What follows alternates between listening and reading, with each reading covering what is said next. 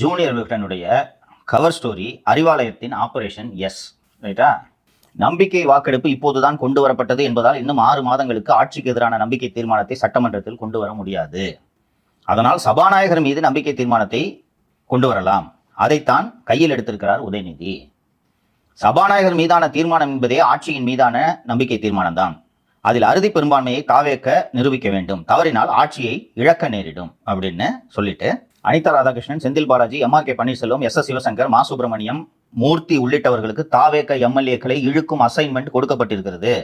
விஜய் நற்பணி மன்றத்திலிருந்து முதல் முறையாக MLA-வான யாருமே இந்த திட்டத்திற்கு உடன்பட மாட்டார்கள். அதனால் மாற்றுக் கட்சியிலிருந்து தாவேக்காவுக்கு வந்து திடீர் MLA ஆனவர்களை குறிவைத்திருக்கிறோம் அப்படின்னு இதை ஜூனியருடன் எழுதிருச்சு. அந்த ஜூனியருடன் வந்ததை ஒட்டி அதற்கு 1-2 நாள் முன்ன பின்ன இருக்கும் கலாட்டா சேனல்ல நான் இதை போட்டு உடைச்சேன். இந்த தருணத்தில் விலைக்கு வாங்கி கொண்டிருக்கிறார்கள் என்று நான் கூறினேன். அப்ப மூத்த பத்திரிகையாளரான சமசுக்கு இது ஒரு செய்தியாவே தோணலையா?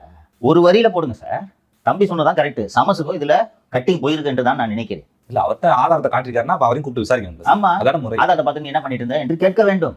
கன்ஸ்பிரசிக்குள்ள அவரும் உள்ள வந்துருவாரு. ஆமா, இட் இஸ் an offense. MLA-க்களை விலைக்கு கொடுத்து வாங்குறது ஒரு அஃபென்ஸ். அந்த அஃபென்ஸ் நடக்கிற செய்தி உங்களுக்கு தெரிந்தும், ஒரு காக்னிசபிள் அஃபென்ஸ் நடக்கிறது தெரிந்தும் அதை சொல்லாமல் இருந்தீர்கள் என்றால் அந்த குற்றத்திற்கு நீங்கள் உடந்தை தானே? இல்ல கட்டம் எழுதி டிஃபெண்ட் பண்றீங்க. நான் நேற்று குறிப்பிட்டேன், இவர்கள் அத்தனை பேருக்கும் இந்த ஆட்சி வீழ வேண்டும். அதை எந்த வழிமுறையில் அதை வீழ்த்தினாலும் தவறில்லை என்று நினைக்கிறார்கள். இன்னைக்கு ஒரு விஷயத்தை பிரேக் பண்றேன். திரு அமல்ராஜ் அவர்கள் எங்கெங்க எவிடன்ஸ் இருக்கோ அந்த ஆங்கிள் மட்டும்தான் போய்கிட்டு இருக்காரு. பிளான் என்னன்னா, ஜூன் 20 அல்லது 25க்குள் எந்தெந்த MLA-க்கள்லாம் ஆபரேஷன் மேகாலயாவின் கீழ் வெற்றிகரமாக வாங்கப்பட்டார்களோ அவர்கள் தமிழகத்திலிருந்து அப்புறப்படுத்தப்படுவார்கள். ஃப்ளைட்டுக்கு டிக்கெட் போட்டுருவாங்க, ஏர்போர்ட்டுக்கு வரணும், ஏர்போர்ட்லேயே வச்சு 10 கோடி கொடுக்கப்படும். அடுத்து திமுக நம்பிக்கை வாக்கெடுப்பில் தோற்ற உடனே திமுக ஆட்சி அமைக்கும் அல்லது அதிமுக ஆட்சி அமைக்கும். 2 கட்சிகளில் எந்த ஆட்சி அமைந்தாலும் மாற்றி வாக்களித்த இந்த MLA-க்களுக்கு ஒன்று மந்திரி பதவி கொடுக்கப்படும், இல்லை என்றால் கூடுதல் பணம் கொடுக்கப்படும். அட்வான்ஸ் 10, மந்திரி பதவி வேணாம்னா 50, இல்லை நான் மந்திரி ஆகணும்னு சொன்னா 35. இதான் டீல். 8 MLA-க்கள் 10 கோடி அட்வான்ஸ் வாங்கிட்டாங்க. இப்போ ஏன் வந்து சிட்டி போலீஸ் அதை நோக்கி போகவில்லை என்றால் வாட் இஸ் எவிடன்ஸ்? இந்த எவிடன்ஸை விசாரிக்கிறது தான் விஜயனை கூப்பிட்டது. இன்னொன்று, பத்திரிகை சுதந்திரத்துக்கு ஆபத்து அப்படின்னா, அப்படி என்ன டிவிகே கவர்மெண்ட்ல பெரிய ஸ்கேமை வந்து புதிய தலைமுறை வெளிப்படுத்திடுச்சு, விஜயன் வெளிப்படுத்திட்டாரு. அந்த விவாத நிகழ்ச்சின்னு ஒன்று நடத்தி அதுல திமுகவுக்கு சொம்படிச்சிட்டு இருக்கிறத தாண்டி விஜயன் என்ன ஜேர்னலிசம் பண்ணிட்டாரு? ஓகே, பத்திரிகையாளர்கள்லாம் பத்திரிகை சுதந்திரத்துக்கு, கருத்து சுதந்திரத்துக்கு விடுக்கப்பட்ட சவால்ன்ற மாதிரி பேசுறாங்க சார். இப்ப இதை தாவேக்கா எப்படி எதிர்கொள்ளணும்? இந்த நெருக்கடியை சமாளிப்பாங்களா? எப்படி ஃபீல் பண்றீங்க சார்? ரொம்ப அழகான கேள்வி கேட்டீங்க மாலதி.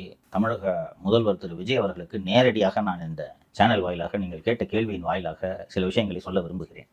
பாருங்க முதல்வரே, பத்திரிகைகள், பத்திரிகையாளர்கள், ஊடகங்கள், அச்சு ஊடகமாக இருக்கட்டும், காட்சி ஊடகமாக இருக்கட்டும், 5 ஆண்டுகளாக தங்கள் பணியை அவர்கள் சரிவர செய்திருந்தால் திமுக எதிர்க்கட்சியாக கூட வந்திருக்க கூடாது. ஆளுங்கட்சியாக திமுக இருந்தபோது அதற்கு ஊதுகுழலாக இருந்ததோடு அல்லாமல் திமுக எதிர்க்கட்சியாக இருக்கும் போதும் திமுகவுக்கு ஊதுகுழல்களாக அவர்கள் இருக்கிறார்கள். ஜனநாயகத்தில் ஊடகம் ஒரு மிக முக்கியமான பங்கை வகிக்கிறது என்றாலும் அந்த பங்கை கடந்த 5 ஆண்டுகளாக ஊடகங்கள் வகிக்கவில்லை. முழுமையான மக்கள் ஆதரவில் தான் நீங்கள் முதலமைச்சராக ஆனீர்கள். நீங்கள் முதலமைச்சராக ஆன பிறகு உங்கள் செயல்பாடுகளால் உங்களது மதிப்பும் மரியாதையும் செல்வாக்கும் புகழும் பல மடங்கு உயர்ந்திருக்கிறது. ஊடகங்களின் ஆதரவின் காரணமாக தாவேக ஆட்சி அமைக்கவில்லை, சமூக வலைதளங்களின் பங்களிப்பின் காரணமாகத்தான் இன்று தாவேக இந்த நிலையை அடைந்திருக்கிறது. இந்த ஊடகங்களும் ஊடகவியலாளர்களும் தங்கள் கடமையை மனசாட்சியின்படி செய்தார்கள் என்றால் நம்ம யாருக்குமே எந்த பிரச்சனையும் இல்லை. ஆனால் இந்த ஊடகவியலாளர்கள் தங்கள் மனசாட்சியை விற்றவர்கள். இந்த விஜயனை கூட்டு விசாரிச்ச வழக்குல என்ன நடந்திருக்குன்னு விசாரித்து தெரிந்து கொண்டு நீங்கள் உங்கள் பொங்கலை வையுங்கள் என்றுதான் நான் சொல்கிறேன். என்னன்னு தெரியாமையே பொங்குறீங்க. பத்திரிகையாளரை கூப்பிடவே கூடாதா?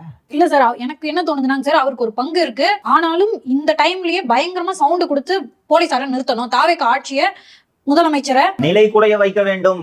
விஜயன் மாதிரி இன்னும் 2 பேர் இருந்தாங்கன்னா நெல்சன் சேவியருக்கு பங்கு இருக்குன்னு நான் சொல்றேன். இப்போ நெல்சன் சேவியரை விசாரிக்க கூடாதுன்றதுக்காக தான் இந்த கூச்சலும் கூப்பாடும். ஸோ முதல்வர் அவர்களுக்கு நான் சொல்லிக் கொள்வது, இவனுங்க யாரை பத்தி நீங்க கவலைப்படாதீங்க. துளி கூட நீங்கள் இவர்களை பற்றி கவலைப்பட வேண்டியதில்லை. மக்கள் முழுக்க முழுக்க உங்களோடு இருக்கிறார்கள். இந்த 2 மாசத்துல நீங்க செய்திருக்கக்கூடிய இந்த நன்மைகளும், செய்திருக்கக்கூடிய இந்த திருத்தங்களும், கொண்டு வந்திருக்கக்கூடிய இந்த மாற்றங்களும் உங்களை தவிர்த்து இருக்கக்கூடிய அத்தனை கட்சிகளையும் கலவரப்படுத்தி இருக்கின்றன. இது நிரந்தரமாகிவிடக் கூடாது என்று அத்தனை பேரும் நினைக்கிறார்கள். அவர்கள் ஒரு புறம், நீங்கள் ஒரு புறம், மக்கள் உங்கள் பின்னால் என்பதை புரிந்து கொண்டு நீங்கள் செயல்படுங்கள்.